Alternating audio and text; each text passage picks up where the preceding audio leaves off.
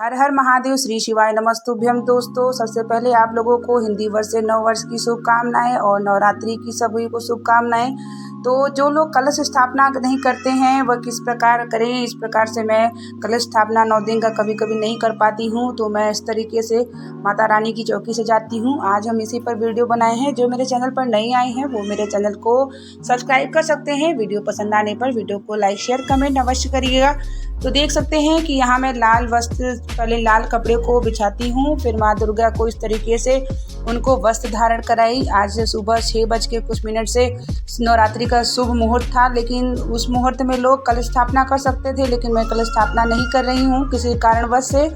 तो इस तरीके से माँ का मैंने श्रृंगार किया। और सबसे पहले आपने देखा कि मैंने नीम के पेड़ की वृक्ष की पूजन की, क्योंकि माना जाता है कि नवरात्रि में सारी देवियों का वास होता है नीम के पेड़ों में। अगर आपके आसपास भी नीम के पेड़ हों तो अवश्य पूजन करिएगा।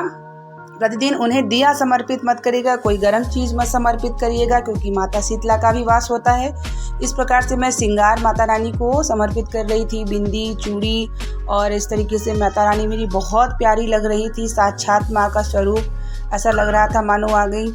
और इस प्रकार से मैं चूड़ी उनको समर्पित, जैसे कि मैंने आप लोगों को बताया था कि सुहागिन जो भी महिलाएं हैं वह माता रानी को अवश्य श्रृंगार समर्पित करें, क्योंकि जो यह नवरात्रि पड़ी है यह बहुत ही खास है और बहुत ही अच्छे संयोग में पड़ी है। कुछ योग ऐसे मिल रहे हैं जिससे अगर माता रानी की आप पूजन करते हैं तो माता रानी आपकी विशेष समृद्धि प्रदान करने वाली हैं, क्योंकि समृद्धि प्रदान करने वाली है माता रानी इस नवरात्र की दुर्गा में पूजन में। तो जिस तरीके से मैंने आप देखा कि मैं पूरे माता रानी को श्रृंगार समर्पित कर रही हूँ। फिर यहाँ मैं उन्हें सिंदूर लगा रही थी।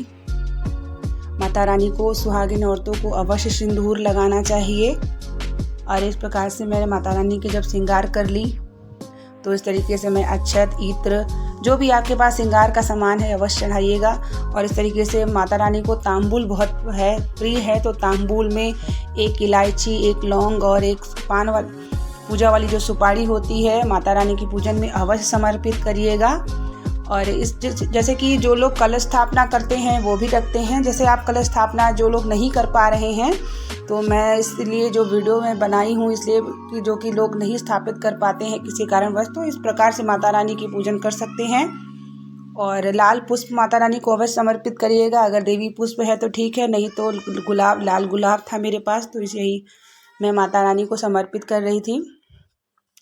सुबह का शुभ मुहूर्त था, 6:20 से 4:40 तक था, तो शुभ मुहूर्त में मैंने पूजन किया। यहाँ मैंने बताया था कि किसी विशेष मनोकामना के लिए आपको श्रीफल लेना है, उसमें मौली बांधना है, अपनी मनोकामना बोलते हुए लाल रोड़ी लगा करके माता की चरणों में रखना है। ऐसा जो 9 दिन की पूजन भी करते हैं और जो नहीं भी करते हैं उनको भी करना चाहिए। जैसे कि कलश स्थापना भी आप श्रीफल तो रखते ही हैं, लेकिन अगर आप कोई मनोकामना कोई विशेष है तो माँ की चरणों में मौली बांधते हुए अपनी मन की कामना बोलते हुए जरूर समर्पित करिएगा। और इस तरीके से मैंने फल भी माता रानी को भोग लगाया।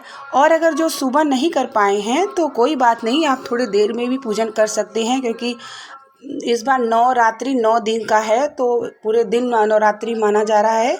लेकिन जो शुभ मुहूर्त उसके लिए है जो कलश स्थापना कर रहा है, और जो नहीं सुबह ब्रह्म मुहूर्त पे उठ पाया है तो ऐसी कोई बात नहीं है, आप पूजन स्नान करके आप किसी भी टाइम सुबह कर सकते हैं। और इस तरीके से मैं दिया का पहले पूजन करी, लाल चंदन और पुष्प समर्पित किया और फिर मैंने दिया प्रज्वलित किया।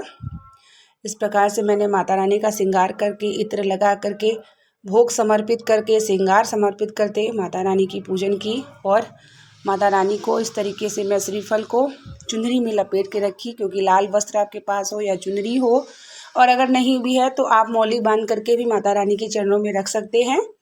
इस प्रकार से मेरी धूप बत्ती ये पूजा हो गई थी। फिर मैं पुस्तक की पूजन की। पुस्तक की पूजन करने के बाद मैं संक्षिप्त में जो 3 अध्याय होता है मैंने वो किया।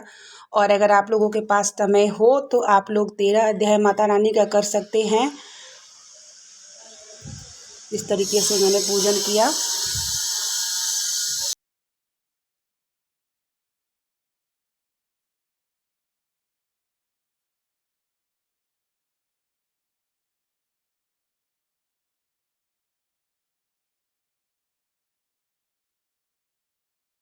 इस तरीके से मैं दुर्गा सरस्वती की पुस्तक की भी पूजन करने के बाद ही मैं पूजन का पाठ स्टार्ट की थी। और यहाँ पर मेरी पूजा का पाठ हो गया था। फिर मैं कपूर के प्रज्वलित आरती के लिए कर रही थी।